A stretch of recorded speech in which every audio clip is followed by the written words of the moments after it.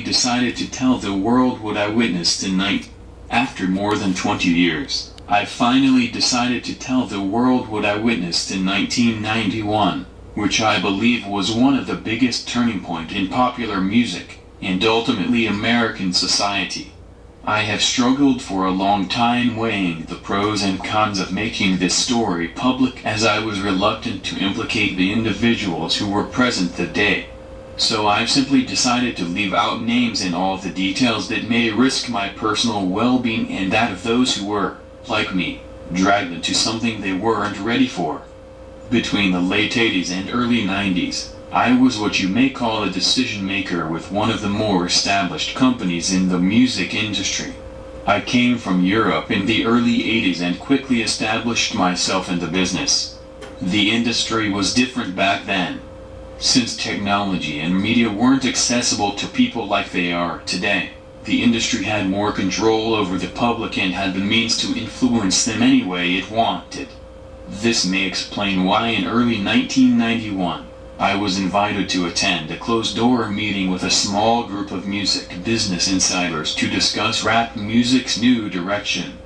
Little did I know that we would be asked to participate in one of the most unethical and destructive business practice I've ever seen.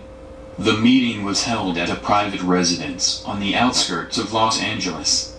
I remember about 25 to 30 people being there, most of them familiar faces. Speaking to those I knew, we joked about the theme of the meeting, as many of us did not care for rap music and failed to see the purpose of being invited to a private gathering to discuss its future. Among the attendees was a small group of unfamiliar faces who stayed to themselves and made no attempt to socialize beyond their circle. Based on their behavior and formal appearances, they didn't seem to be in our industry. Our casual chatter was interrupted when we were asked to sign a confidentiality agreement preventing us from publicly discussing the information presented during the meeting. Needless to say, this intrigued and in some cases disturbed many of us. The agreement was only a page long but very clear on the matter and consequences, which stated that violating the terms would result in job termination.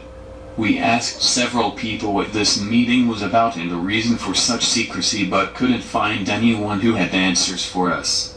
A few people refused to sign and walked out. No one stopped them. I was tempted to follow, but curiosity got the best of me. A man who was part of the unfamiliar group collected the agreements from us. Quickly after the meeting began, one of my industry colleagues, who shall remain nameless like everyone else, thanked us for attending. He then gave the floor to a man who only introduced himself by first name and gave no further details about his personal background.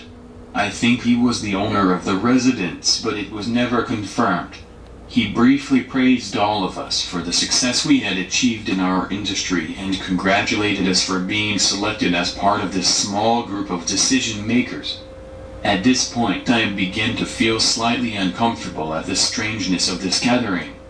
The subject quickly changed as the speaker went on to tell us that their respective companies we represented had invested in a very profitable industry which could become even more rewarding with our active involvement. He explained that the companies we work for had invested millions into the building of privately owned prisons and that our positions of influence in the music industry would actually impact the profitability of these investments. I remember many of us in the group immediately looking at each other in confusion. At the time, I didn't know what a private prison was, but I wasn't the only one. Sure enough, someone asked what these prisons were and what any of this had to do with us. We were told that these prisons were built by privately owned companies who received funding from the government based on the number of inmates. The more inmates, the more money the government would pay these prisons. It was also made clear to us that since these prisons are privately owned, as they become publicly traded, we'd be able to buy shares. Most of us were taken back by this. Again, a couple of people asked what this had to do with us. At this point, my industry colleague who had first opened the meeting took the floor again and answered our questions. He told us that since our employers had become silent investors in this prison business, It was now in their interest to make sure that these prisons remained filled. Our job would be to help make this happen by marketing music which promotes criminal behavior, rap being the music of choice. He assured us that this would be a great situation for us because rap music was becoming an increasingly profitable market for our companies, and as employee, we'd also be able to buy personal stocks in these prisons. Immediately, silence came over the room. You could have heard a pin drop. I remember looking around to make sure I wasn't dreaming and saw half of the people with dropped jaws. My daze was interrupted when someone shouted, "Is this a fucking joke?" At this point things became chaotic. Two of the men who were part of the unfamiliar group grabbed the man who shouted out and attempted to remove him from the house. A few of us, myself included, tried to intervene. One of them pulled out a gun and we all backed off. They separated us from the crowd and all four of us were escorted outside.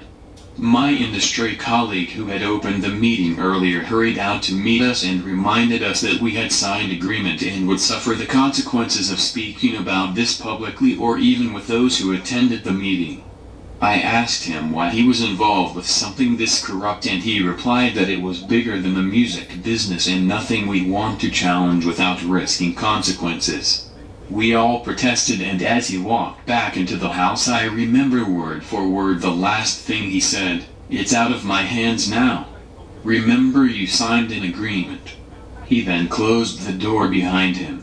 The men rushed us to our cars and actually watched until we drove off. A million things were going through my mind as I drove away and I eventually decided to pull over and park on a side street in order to collect my thoughts. I replayed everything in my mind repeatedly and it all seemed very surreal to me. I was angry with myself for not having taken a more active role in questioning what had been presented to us. I'd like to believe the shock of it all is what suspended my better nature. After what seemed like an eternity, I was able to calm myself enough to make it home. I didn't talk or call anyone that night. The next day back at the office, I was visibly out of it but blamed it on being under the weather. No one else in my department had been invited to the meeting and I felt a sense of guilt for not being able to share what I had witnessed.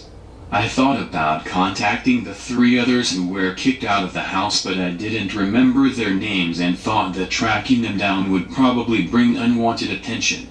I considered speaking out publicly at the risk of losing my job, but I realized I'd probably be jeopardizing more than my job and I wasn't willing to risk anything happening to my family. I thought about those men with guns and wondered who they were. I had been told that this was bigger than the music business and all I could do was let my imagination run free.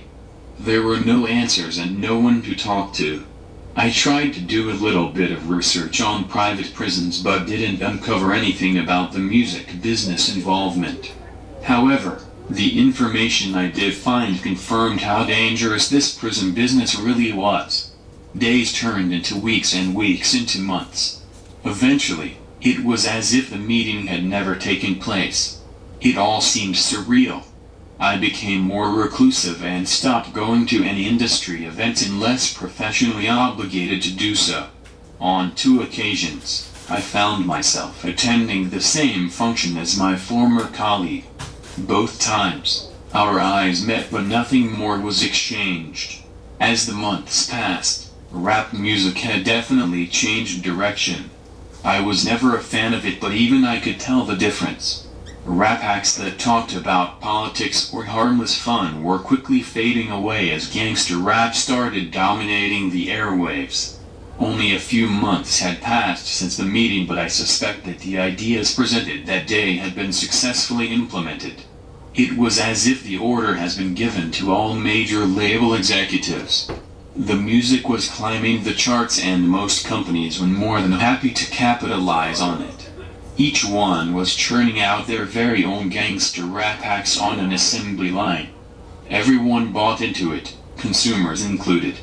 Violence and drug use became a central theme in most rap music.